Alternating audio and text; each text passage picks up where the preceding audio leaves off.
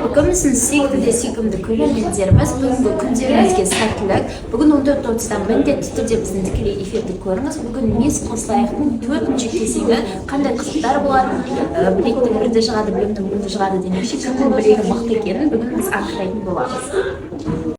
Баршаңызға қайырлы күн, достар, қалдарыңыз қалай?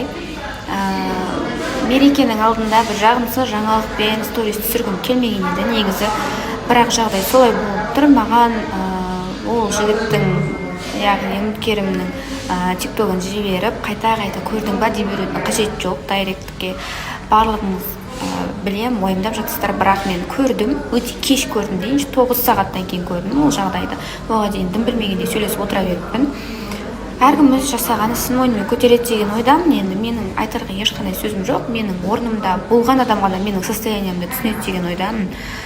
Пока что менің ешқандай сөзім жоқ айтарға. Өз қолымен жасады. Енді өзі жауап береді. Қайырлы күн. Қалай жағдайларыңыз? Шу болып кетті. Қаладамыз, шаралармен жүрміз.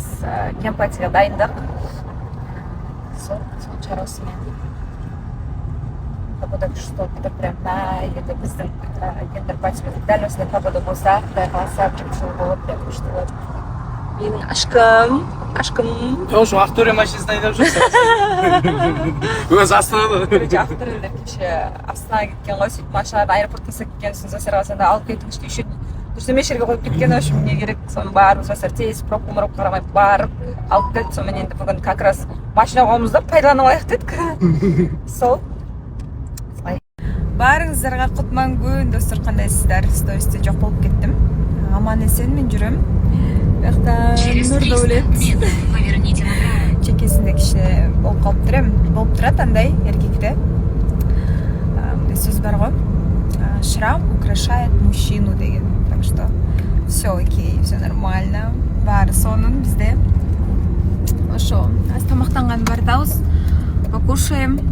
Потом бүгін Бишкекке жолға шығам бұйырса. Hello guys, how are you doing?